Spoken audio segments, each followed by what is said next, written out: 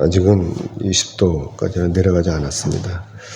오늘도 좀 추운 날이긴 한데 여러분들 이렇게 예배에 참석하셔서 감사합니다. 오늘은 12월 29일 2024년도 마지막 주일 52번째 주일입니다. 마지막 주일이죠. 사랑하는 여러분, 올해 정말 수고 많으셨습니다. 그리고 저와 이렇게 여기까지 달려오신 여러분께 감사드립니다. 사랑합니다. 돌아보면 한 해 동안 여러 가지 일이 있었죠. 각자 좋은 일도 있었을 것이고, 또 언짢은 일도 있었을 것이고, 또 힘든 일도 있었을 것입니다. 하지만 여기서 가장 중요한 것은 뭐냐면 여러분 모두가 이렇게 건강하시다라고 하는 것입니다. 자, 그러면서 오늘 이렇게 한 해를 마무리하면서 저와 여러분이 하나님께서 주신 그 은혜를 헤아려 보도록 하겠습니다. 여러분 모두 예수를 믿으시죠? 그래서 여러분이 예수님으로 말미암아 구원받으셨죠? 저나 여러분이나 예수를 믿고 있습니다. 그래서 예수님으로 말미암아서 우리가 구원을 받은 것입니다. 이건 누가 뭐라 그래도 틀림없는 사실입니다. 자, 그런데 문제는 우리가 예수를 믿음으로 구원을 받았지만 아직 우리의 구원이 완성되지 않았다라고 하는 것입니다.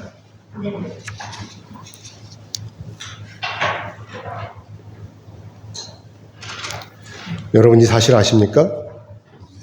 우리 구원이 아직 완성되지 않았다는 거 아십니까? 어쩌면 여러분들은 내가 이 구원이 완성되지 않았다고 하는 것, 이런 거 생각해 보시지 않으셨을지도 모릅니다. 자, 그러면 우리의 구원이 언제 완성되느냐 하는 것입니다. 그것은 당연히 우리가 죽어서 예수님과 함께 창조주이신 하나님 앞에 가는 것으로 완성이 되는 것입니다. 그러니까 다시 말씀을 드리면 내가 천국에 들어가서 영생을 얻을 때 이때 우리의 구원이 완성되는 것이다 라고 하는 것이죠. 그러니까 아직은 우리는 세례를 받음으로 말미암아 예수를 믿음으로 말미암아 구원을 받았지만 그 구원이 끝난 것이 아니다 라고 하는 것입니다. 그런데도 어떤 사람들은 자기의 구원이 이미 완성된 것으로 착각을 하고 있다는 것이죠. 그러면서 내가 구원받았으니까 내 마음대로 아무렇게나 살아도 된다 라고 하는 이런 생각을 가지고 산다고 하는 것입니다. 하지만 우리가 교회 다닌다고 해서 또한 우리가 예수를 믿는다고 해서 구원이 완성된 것이 아니라 아직도 이 구원을 이루기 위해서 우리는 하나님 앞으로 달려가야 된다고 하는 것입니다. 그래서 사도 바울이 이렇게 말씀하고 있는 것입니다. 빌립보서 3장 14절의 말씀 우리 같이 읽겠습니다. 3장 14절입니다. 같이 읽어보겠습니다. 시작. 표대를 향하여 그리스도 예수 안에서 하나님이 위해서 부르신 부름의 상을 위하여 달려가노라. 아멘. 구원을 받았다면, 이미 구원을 받았다면, 완성이 되었다면 무엇으로 달려가겠어요? 그렇죠? 그러니까 사도 바울도 아직 구원이 완성되지 않았기 때문에 이렇게 하나님 앞에 달려간다라고 하는 것입니다. 뭐를 위해서요? 부름의 상을 위해서 달려간다고 하는 것입니다. 사랑하는 여러분, 사도 바울도 자신의 구원을 이루기 위해서 이렇게 달려가고 온다고 말씀하고 있는데, 그래서 저나 여러분이나 이 예수를 믿는다고 하면 무조건 즉각적으로 구원이 이루어진다면 얼마나 좋겠습니까? 하지만 그럼에도 불구하고 우리는 예수를 믿으면서도 여전히 죄 많은 이 세상에 살고 있다고 하는 것입니다. 그리고 이 사람 저 사람 부대끼면서 또 어울려야 하고 또 싫지만 불편하지만 그래도 세상 속에 어울려 살면서 쥐지고 먹고 살아야 된다고 하는 것입니다. 그러다 보면 어느새 나도 모르게 순간적으로 죄를 짓게 되는 것입니다. 저도 그렇고 여러분도 마찬가지입니다. 목사라고 해서, 신부라고 해서, 또 집사라고 해서, 장로라고 해서 죄를 안 짓는 것이 아니라 죄를 순간적으로 짓게 된다고 하는 것입니다. 그래서 우리는 세상 사람들하고 달리 하나님 앞에 엎드려서 기도한다고 하는 것이죠. 기도하는 것이죠. 그래서 여러분 우리가 이렇게 하나님 앞에 엎드려서 기도하다가 보면 어느새 내가 지은 죄를 깨닫게 되는 것입니다. 그래서 회개하는 것이죠. 어떻게든지 바르게 살려고, 어떻게든지 넘어지지 않으려고 노력하고 있다고 하는 것입니다. 이것이 바로 우리 그리스도인들의 삶의 과정이라고 하는 것이죠. 그래서 우리는 이것을 일컬어서 뭐라고 하느냐? 뭐라고 그러죠? 성화의 과정이라고 하는 것입니다. 성화의 과정. 자, 그러니 우리가 예수를 믿으면서 죄를 짓지 않으면 얼마나 좋겠습니까? 하지만 우리도 역시 사람입니다. 그래서 우리도 여느 사람과 마찬가지로 죽어서 하나님 앞에 가기 전에는 믿지 않는 사람들과 똑같은 인간이라고 하는 것이죠. 그래서 우리도 인간이기 때문에 죄를 짓는 것이죠. 하지만 이 와중에 여기서 중요한 한 가지 차이는 바로 우리가 예수를 믿기 때문에 우리가 하나님의 자녀가 되었다는 이 사실인 것이죠. 그래서 우리가 오늘날 이 땅에 사는 동안 하나님의 자녀로서 날마다 회개하면서 믿지 않은 사람들과 이렇게 구분될 삶을 살고 있다고 하는 것입니다. 그래서 오늘날 우리가 사도 바울이 말한 것처럼 그리스도 예수 안에서 하나님이 위해서 부르신 부름의 상을 받기 위해서 지금도 끊임없이 우리는 달려가고 있는 것입니다. 그래서 우리는 이것을 성화의 과정이라고 하는 것이고, 그래서 이 성화의 과정이 한 문장으로 어떻게 얘기를 하느냐?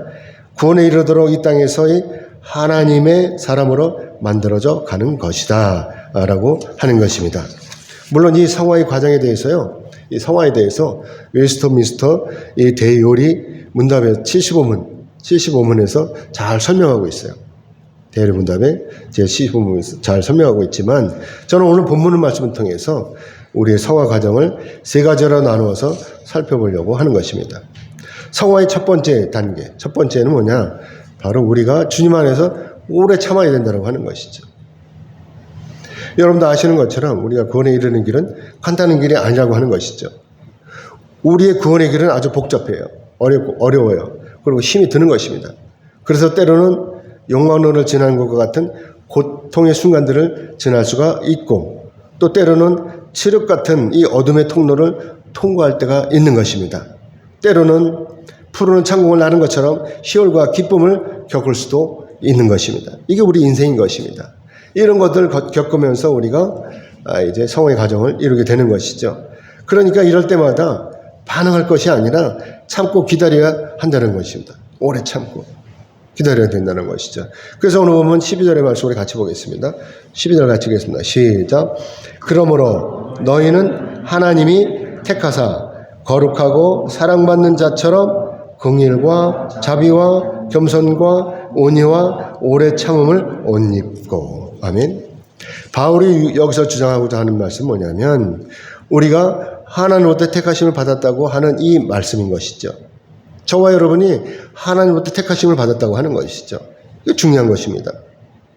그렇기 때문에 우리가 이처럼 전능하신 하나님부터 이 택하심을 받았다면, 그러면 이제 우리는 어떻게 살아야 되느냐 하는 것이죠. 그것은 바로 우리가 버려진 사처럼 아무렇게나 사는 것이 아니라 우리가 전능하신 하나님으로부터 사랑을 받는 사람처럼 살라고 하는 것이죠. 아시다시피 우리는 이미 거룩하신 하나님으로부터 무한한 사랑을 입었습니다. 왜냐하면 벌어지지만도 못한 우리가 하나님으로부터 이렇게 택하심을 받은 것은 물론이고, 하나님을 배신하고 우상을 숭배한 죄인임에도 불구하고 예수님의 거룩하신 십자가의 그 희생으로 말미암아 우리가 구원을 받았기 때문이라고 하는 것입니다. 자, 여러분, 이런 사실을 인정하십니까? 아멘이죠. 그렇기 때문에 오늘날 우리가 거룩하신 하나님의 자녀로 살아야 된다고 하는 것이죠.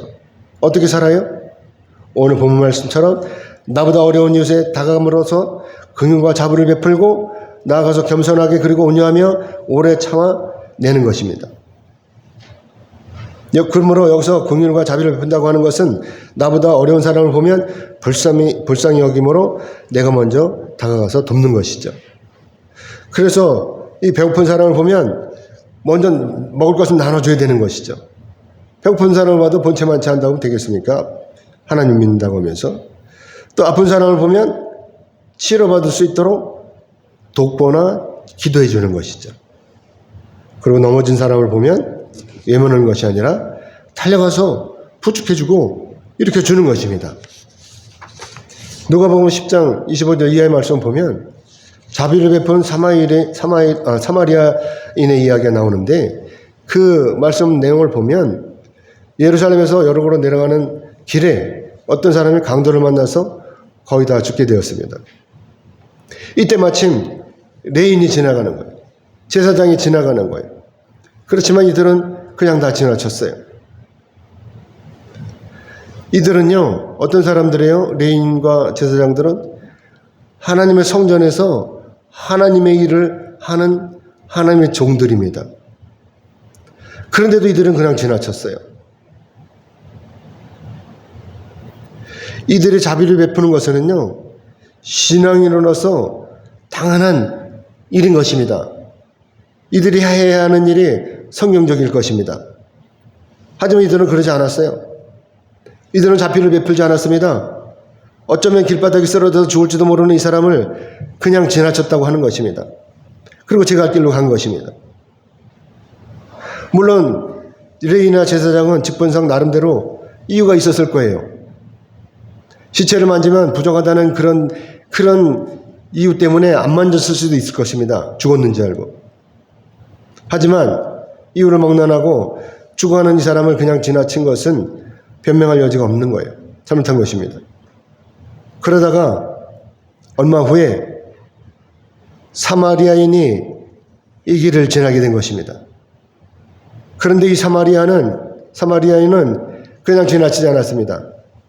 매를 맞아 죽어가는 이 사람을 구해줬다라고 하는 것이죠.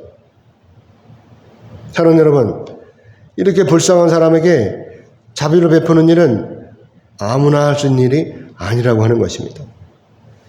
그래서 예수님께서 이 사마리아인을 일컬어서 긍휼과 자비를 베푼 사람이라고 칭찬하시는 것이고, 그래서 이 사마리안 같은 사람이 바로 겸손한 사람이고 나아가서 온유한 사람이라고 하는 것입니다. 당시 유대의 지도자인 레인과 제사장이 그냥 지나쳤음에도 불구하고 유대인에게 이방인이라고 사람 취급부터 받지 못하던 이 사마리안이 도운 것입니다. 오래 참는다고 하는 것, 어떤 것이냐? 바로 이 사마리아인처럼 인간 대접도 받지 못해도 이 사람은 그걸 타내지 않는 것입니다. 참아내는 것입니다. 오히려 인간 이하의 대우를 참아내고 이겨내고 자기가 할 수 있는 자비를 베푼다고 하는 것입니다.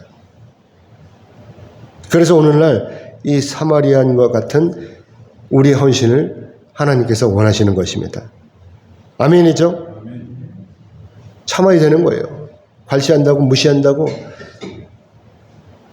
화를 내고 벌컥벌컥 화를 내고 싸우는 것이 아니라 참아야 된다. 누구이기 때문에? 하나님의 백성이기 때문에. 택하심을 받은 하나님의 백성이기 때문에 참아내야 된다라고 하는 것입니다. 그러므로 여기 계신 여러분 모두는 이 사마리안처럼 긍휼과 자비함을 베푸시고 오래 참으시기를 주님의 이름으로 축복합니다. 아멘. 자, 그리고 두 번째, 성화의 과정 중에서 두 번째는 뭐냐? 서로 사랑하라는 거죠. 서로 사랑하라고 하는 것입니다. 서로 사랑한다고 하는 것. 이것이야말로 얼마든지 쉽습니다. 사랑한다는 것. 말로는 쉬워요, 말로는. 하지만 여기서 문제는 뭐냐면 이 사랑을 실제로 내 삶에 옮기기가 결코 쉽지 않다고 하는 것입니다. 말은 쉬워요, 말은. 그러면 삶으로 옮겨야 되잖아요. 그렇죠? 삶을 옮겨내야 되는데 그렇게 쉽지 않은 거예요. 왜? 왜냐하면 사랑은 이론이 아니라 사랑은 직접 내가 행동으로 옮겨야 하는 일이기 때문에 그렇다고 하는 것입니다. 내가 행동으로 옮겨야 돼요. 말로만 사랑한다는 건 누구든지 할 수 있죠. 여러분 다시 아시다시피 내가 누군가를 사랑한다고 하면 우선 내가 먼저 나를 비워야 되는 거예요. 내 마음에 상대방을 받아들이기 위해서 나를 내려놔야 되는 것이죠. 그래서 오늘 보면 13절로 14절의 말씀 우리 같이 보겠습니다. 13절 14절 같이 읽겠습니다. 시작. 누가 누구에게 불만이 있거든 서로 용납하여 피차 용서하되 주께서 너희를 용서하신 것 같이 너희도 그리하고 이 모든 것 위에 사랑을 더하라. 이는 온전하게 매는 띠니라. 아멘. 이처럼 내가 누군가를 사랑하기 위해서는요, 우선 내가 내 안에 있는 이 불평과 불만을 다 해소해야 되는 것입니다. 상대방에게 불만이 있는데 그런데 어떻게 사랑하겠어요? 상대방을 불만하면 불편한 거예요. 사랑할 수 없을 거예요. 불편하면. 불만이 있고 불편하다 그러면 사랑할 수 있겠어요? 좋아야 사랑하지. 절대로 불가능하다는 것입니다. 그냥 보기만 해도 불편하고 싫은 사람 어떻게 사랑하겠습니까? 그래서 이것을 풀기 위해서 내가 먼저 해야 될 필요 조건이 있는데 그것은 바로 대화를 해야 되는 것이죠. 뭐 싫으니까 외면하고 딴청하고 딴데로 가면 할 수 없는 거지만 내가 그 사람을 사랑하기 위해서는 대화를 해야 된다고 하는 것입니다. 그래야 내가 나에게 무엇이 문제가 있는 것인지 상대방이 무엇을 원하고 있는지 그거를 파악을 해야 되지 않습니까? 그래야 내 자신의 문제가 먼저 풀리는 것입니다. 그래야 비로소 내가 사랑할 수 있다고 하는 것이죠. 원수 같은 데는 사랑하지 못하잖아요. 풀어야 됩니다. 우선 풀어야 되는 것이죠. 부부지간에도 마찬가지죠. 부부지간에도 대화가 없으면 피차 오해를 하게 되고 다투게 되는 거예요. 그렇죠? 그러니까 어떻게 돼요? 네 맘대로 너 혼자 잘 살아라. 잘 먹고 살아라. 그러고 나가잖아요. 그렇죠? 나가면 어떻게 되는 거예요? 헤어지는 것입니다. 그렇기 때문에 오늘날 문제를 푸는 일은 서로 용납하고 용서하고 대화하는 것이 제일이다라고 하는 것이죠. 그래서 바울이 오늘 본문 말씀에서 이 서로 용납하고 피차 용서라고 하는 것입니다. 그러면서 바울이 주장하는 말씀은 뭐냐면 예수님께서 우리를 용서하신 것 같이 용서하라고 하는 것이죠. 아시다시피 우리는 죽을 수밖에 없는 죄인인 것입니다. 여러분 이 말씀 인정하시죠? 그런데도 여러분이 여기서 내가 왜 죄인이냐고 이렇게 반문하신다면 저는 요한복음의 이 말씀을 여러분에게 일러드리겠습니다. 요한복음 16장 9절의 말씀입니다. 우리 같이 보겠습니다. 같이 읽겠습니다. 시작. 죄에 대하여라 함은 그들이 나를 믿지 아니하며. 아멘. 그래서 우리가 하나님 앞에서 죄인이라고 하는 것은 하나님께서 우리의 생명의 주관자이심을 믿지 못하기 때문인 것이고 예수님께서 우리의 구원자이심도 믿지 못하기 때문이라고 하는 것입니다. 그래서 죄인이라고 하는 것이죠. 하지만 그럼에도 불구하고 오늘 말씀 중에서 은혜인 것은 뭐냐? 사랑이 많으신 하나님께서 독생자이신 예수님을 우리에게 보내셨다라고 하는 것이고 그래서 죄로 말미암아 영원히 죽을 수밖에 없었던 저와 여러분이 예수님의 희생 때문에 용서를 받아서 구원을 받았다고 하는 것입니다. 여러분 이 사실 믿어지십니까? 우리는 별것도 아닌 일에 서로가 싸우고 미워해요. 그리고 서로 으르렁거리면서 서로 용납하지 못하고 끝까지 서로 용서하지 못하는 것이죠. 그렇기 때문에 여기서 용납이라고 하는 것은 서로에게 불평이나 불만이 있을 때 이때 서로가 너그러운 마음을 가지고 아무런 조건 없이 상대방의 말이나 행동을 받아주는 것이라고 국어사전에서 말씀하고 있습니다. 만약에 용납에 어떤 조건이 붙는다면 이 용납은 물 건너가는 거예요. 용납할 수 없는 것입니다. 그렇기 때문에 기왕지사 서로 용납하기로 마음을 먹었다면 아무런 조건을 붙이지 말아야 된다고 하는 것이죠. 그런데 어떤 옹졸한 사람은 이내 못마땅하면서 궁시렁거리는 거예요. 그리고 어줍지 않은 자기 고집 때문에 용납을 미루고 꺼리고 있는 것이죠. 그렇기 때문에 여기서 우선적인 것은 뭐냐면 무조건 나를 버려야 된다는 것입니다. 그리고 하나님 앞에 나를 온전히 맡기는 것입니다. 하나님, 저를 주장하셔서 저 사람을 용납할 수 있도록 도와주세요. 라고 이렇게 기도해야 된다고 하는 것이죠. 그러면 하나님께서 용납하도록 우리를 인도하시는 것입니다. 아멘? 자, 그 다음에 또 용서. 이 용서라고 하는 것. 이것은 국어사전에서 서로 간에 지은 죄나 잘못한 일을 꾸짖거나 바라지 않고 덮어주는 것이라고 이렇게 이야기하고 있습니다. 어떤 사람이 분명히 나에게 잘못을 저질렀어요. 돈을 꾸가고 어때까지 안 갚았다든지 또는 그럴듯한 거짓말을 나를 속였다든지 또는 빚보증을 서기함으로 나를 빚더미에 앉게 했다든지 만약에 여러분에게 이런 일이 벌어졌다면 여러분 어떻게 하시겠어요? 쫓아가서 아주 박살을 내시겠습니까? 사랑하는 여러분, 우리는 이제 예수를 영접함으로 예수님의 제자가 되었고 이어서 하나님의 자녀가 되었습니다. 그래서 우리가 이제 주님 안에서 서로 용서해야 하는 것입니다. 지은 죄 때문에 상대방이 이 행위가 미운 것이지 인간 자체가 미운 것은 아니라고 하는 것입니다. 물론 속이려고 마음을 먹고 이 속이는 인간들도 있지만 그래도 역시 하나님의 형상으로 빚어진 영혼들인 것입니다. 그래서 이 영혼들이 미움의 대상이 아니라 주님 안에서 용서에는 이 용서의 대상이고 나가서 우리가 사랑해야 되는 사랑의 대상이라고 하는 것입니다. 아멘이 되십니까? 그렇기 때문에 우리가 주님 안에 서로 미우거나 밉거나 곱거나 어떻게 되냐? 용서해야 된다고 하는 것입니다. 그리고 나아가서 서로 사랑해야 된다고 하는 것이죠. 그래야 우리가 다음 단계로 넘어갈 수 있는 거예요. 용서하지 않으면. 용서가 쉽지 않아요. 정말 어려워요. 그래서 하나님 앞에 엎드려서 기도해야 되는 거예요. 하나님, 저 사람 용서하게 해주세요. 라고 기도해야 되는 것입니다.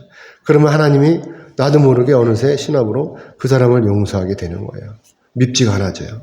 여러분 경험해 보시기 바랍니다. 혹시 미운 사람이 있다면 용서해 달라고 기도하시기 바랍니다. 하나님께서 용서할 수 있도록 하나님께서 여러분을 도와주실 것입니다. 아멘. 자, 그래서 바로 이어지는 다음 단계가 뭐냐? 사랑이라고 하는 것이죠. 용납하고 용서했다면 이제 사랑을 해야 되잖아요. 그렇죠? 그래서 바울은 오늘 본문에서 사랑을 이렇게 말씀하고 있는 것입니다. 오늘 본문 14절 말씀을 다시 한번 읽어보겠습니다. 시작. 이 모든 것 위에 사랑을 더하라. 이는 온전하게만 매는 띠니라. 아멘. 그렇기 때문에 우리가 여기서 용납하고 용서했다면 이제 우리는 무조건 사랑해야 된다고 하는 것이죠. 사랑하면 되는 거예요. 내가 먼저 나서 사랑하게 되면 지금 나를 짓눌렀던 내 안에 이 미움들이 다 부서지는 거예요. 여러분 경험해 보세요. 미워했던 사람을 사랑하게끔 돼봐요. 다 미움도 모두 다 사라지게 되는 것입니다. 하나님의 은혜로 말미암아서 따뜻한 봄날의 눈 녹듯이 그 미움들이 다 사라지게 되는 것입니다. 그래서 비로소 우리가 서로 이 사랑이 뜨러 주님 안에서 한 형제 자매로 묶어지게 되는 것입니다. 그러면 어떻게 되겠어요? 그러면 이렇게 하나님 은혜로 사랑하게 되면 믿음 안에서 저와 여러분이 만사가 다 형통하게 되는 것입니다. 아멘. 그러므로 하나님께는 저와 여러분 모두는 주님 안에서 이렇게 사랑의 띠로 서로 묶여지기를 주님의 이름으로 축복합니다. 아멘. 자, 그리고 성화의 세 번째 과정은 뭐냐면 하나님 앞에 감사를 드려야 된다고 하는 것이죠. 아시다시피 우리가 주님 안에서 감사하다고 하는 것은 나의 과거나 현재보다 장차 다가올 나의 미래를 더욱 윤택하게 하는 이 기름과도 같은 것입니다. 이 감사가. 그래서 오늘 우리가 이 예배 자리에 와서 당연히 우리를 구원하신 하나님 앞에 감사를 드리는 것이죠. 그래야 우리가 한번 감사하면 하나님께서 계속 감사할 거리를 준다고 하는 것입니다. 하나님께서 감사한 일을 주셨는데도 감사하지 않아. 당연한 거지. 그러면 하나님께서 또 감사할 일을 주시겠어요? 하나님 감사해요. 하나님 정말 감사해요. 이래야 감사할 것을 하나님 주시지 않겠습니까? 자, 그러면 이 바울은 오늘 본문 말씀을 통해서 우리가 하나님께 드리는 감사를 세 가지로 구분해서 말씀하고 있습니다. 그 첫 번째로 보면 평강을 주신 하나님께 감사하라고 하는 것이죠. 그래서 오늘 보면 15절의 말씀 같이 보겠습니다. 15절 같이 읽겠습니다. 시작. 그리스도의 평강이 너희 마음을 주장하게 하라. 너희 평강을 위하여 한 몸으로 부르심을 받았다니 너희는 또한 감사하는 자가 되라. 아멘. 예수님께서 부활하신 후에 제일 먼저 선포하신 말씀이 뭐냐? 바로 이 평강인 것입니다. 평강. 그래서 요한복음 20장 19절의 말씀을 같이 보겠습니다. 예수님께서 어떻게 평강을 선포하셨는지 같이 읽겠습니다. 시작.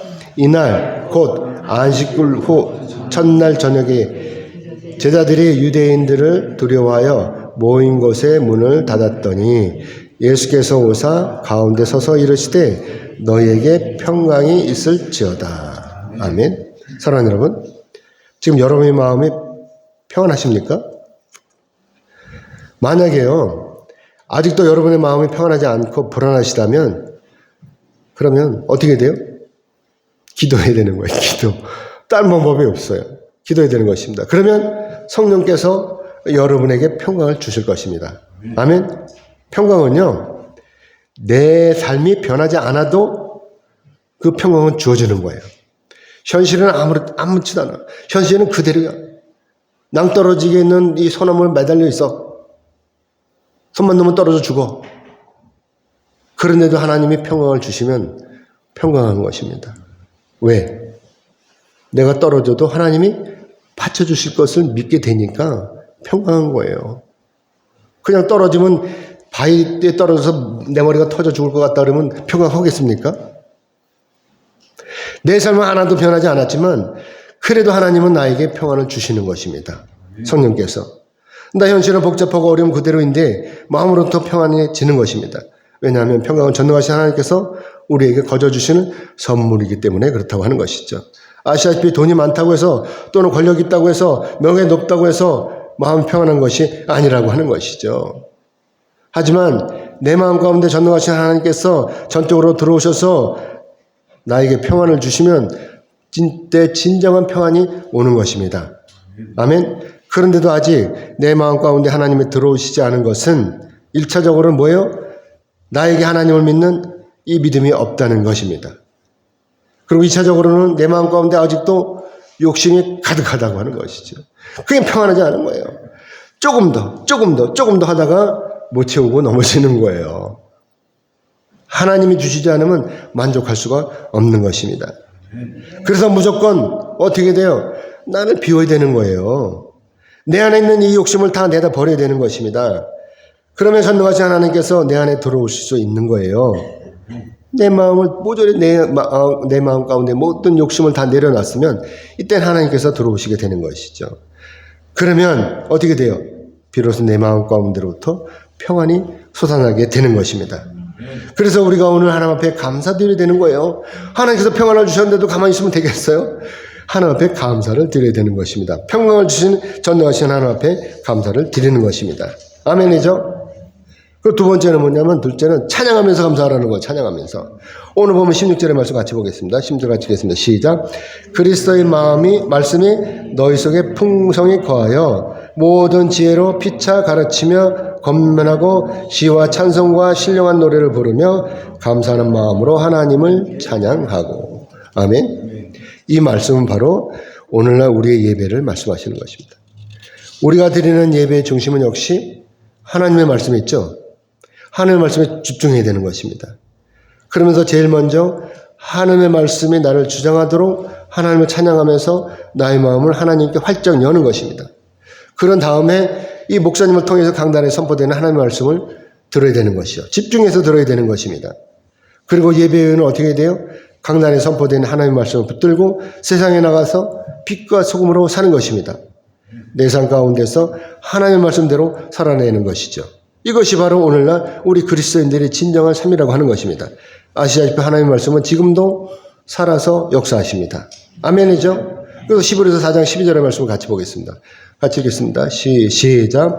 하나님의 말씀은 살아있고 활력이 있어 좌우의 날선 어떤 것보다도 예리하여 혼과 영과 관절과 골수를 찔러 쪼개기까지 하여 또 마음의 생각과 뜻을 판단하나니. 아멘. 그래서 오늘날 하나님의 말씀이 우리를 변화시키는 것입니다. 하나님의 말씀이 우리에게 들어오면은요, 우리가 배견할 수가 없어요. 변하는 거예요. 죄인이었던 사람이 예수님의 제자로 하나님의 자녀로 바뀌는 것입니다. 주정권이었던 사람이 장로가 되고 살인자였던 사람이 목사가 되는 거예요. 아멘이죠? 자, 그리고 셋째는 뭐 세 번째. 예수를 힘입어서 하나님 앞에 하나님 아버지께 감사라고 하는 것입니다. 오늘 보면 17절의 말씀 같이 보겠습니다. 같이 읽겠습니다. 시작. 또 무엇을 하든지 말에나 일에나 다 주 예수의 이름으로 하고 그를 힘입어 하나님 아버지께 감사하라. 아멘. 먼저 무엇이든지 주 예수의 이름으로 하라고 하는 이 말씀은요, 우리의 삶을 예수의 명령에 따라서 살아내는 것입니다. 예수의 명령에 따라서 살아야 되는 것입니다. 그래서 바울이 로마서 12장 1절의 말씀에서 이렇게 말씀하고 있죠. 우리의 몸을 하나님이 기뻐하시는 거룩한 산제물로 드리라고 이렇게 말씀하고 있습니다. 여기서 거룩한 산제물이라고 하는 것은 당연히 우리가 이 세상에서 살아가면서 하나님의 자녀로 예수님의 제자로 거룩하게 사는 것을 이야기하는 것입니다. 우리가 주님 안에서 긍휼과 자비를 베풀고 겸손과 온유함으로 오래 참는 것입니다. 싸우지 않는 거예요. 뭐 조금만 술 틀리면 그냥 쌈딱 뭐냐 달려드는 것이 아니라 참아내는 거예요. 오래 참는 것입니다. 그리고 어떻게 해야 돼요? 주님 안에 서로 용서함으로 사랑해야 되는 것이죠. 그리고 어떻게 해요? 우리를 구원하신 하나님 앞에 감사와 찬양을 드려야 된다고 하는 것입니다. 이것이 바로 진정한 성화의 과정이라고 하는 것입니다. 이 세상 가운데서 거룩한 옷을 입고 우리가 새 신부가 되는 것입니다. 이게 성화라고 하는 것입니다. 그렇기 때문에 오늘 저와 여러분 모두는 먹든지 마시든지 하나님의 영광을 위해서 달려가기를 주님의 이름으로 축복합니다. 이제 말씀 맺겠습니다. 하나님께서는요, 우리가 구원에 이르기를 원하십니다. 우리 구원은 오로지 예수님께 달려 있습니다. 그래서 우리가 오늘 예수를 믿으면 구원을 받는 것이고 반대로 예수를 배척하면 지옥에 떨어지는 것입니다. 그래서 우리가 오늘 결단해야 되는 것이죠. 내가 예수를 믿을 것인지 아니면 예수를 배척할 것인지를 결단하는 것입니다. 여러분 어떻게 하시겠습니까? 사도 요한은 이렇게 말씀하고 있습니다. 요한일서 3장 7절로 8절의 말씀을 같이 보겠습니다. 같이 읽겠습니다. 시작. 자녀들아, 아무도 너희를 미혹하지 못하게 하라.